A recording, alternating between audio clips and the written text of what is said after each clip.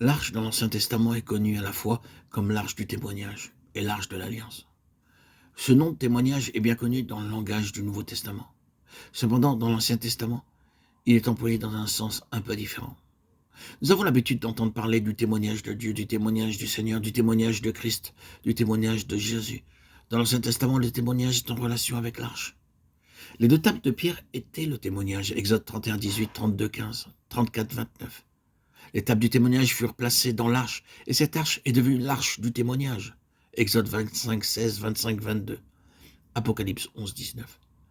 L'arche fut placée derrière le voile, et ainsi ce voile a été appelé le voile du témoignage, Lévitique 24, 3.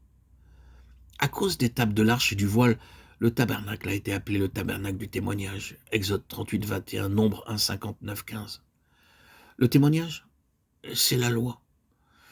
Nous avons l'habitude d'associer ce terme de témoignage avec une profession de foi ou être un témoin. Mais nous oublions que le témoignage, c'est tout simplement Dieu. Dans le psaume 119, David déclare qu'il se réjouit d'obéir à Dieu, à ses commandements, ses lois, ses préceptes et ses statuts. Mais il dit aussi qu'il se réjouit de son témoignage. Ce témoignage, c'est le témoignage de la nature de Dieu. Dans un passage, le témoignage est associé à la sainteté de Dieu. C'est par-dessus toute autre chose le témoignage que Dieu désire pour son peuple. Une sainteté parfaite. Nul ne peut aller vers Dieu sans l'absolu de cette sainteté. Le témoignage de Dieu ne peut se trouver qu'en Christ. Les deux tables de la loi ne se trouvaient pas ailleurs que dans l'arche. Aucun homme n'a pu faire pleinement la volonté de Dieu. C'est en Jésus-Christ que vous voyez la volonté de Dieu pleinement accomplie. C'est le seul qui ait pu déclarer « Ma satisfaction, c'est la volonté de Dieu ». Les tables dans l'arche étaient le témoignage de Dieu, et non pas mon témoignage. Comment puis-je faire l'expérience d'un tel témoignage? Nous disons que nous sommes des témoins pour Christ. Nous pouvons être témoins en étant unis à Christ, en laissant sa volonté travailler en nous et à travers nous. Nous entrons dans l'expérience de ce témoignage. Et ce témoignage devient notre témoignage.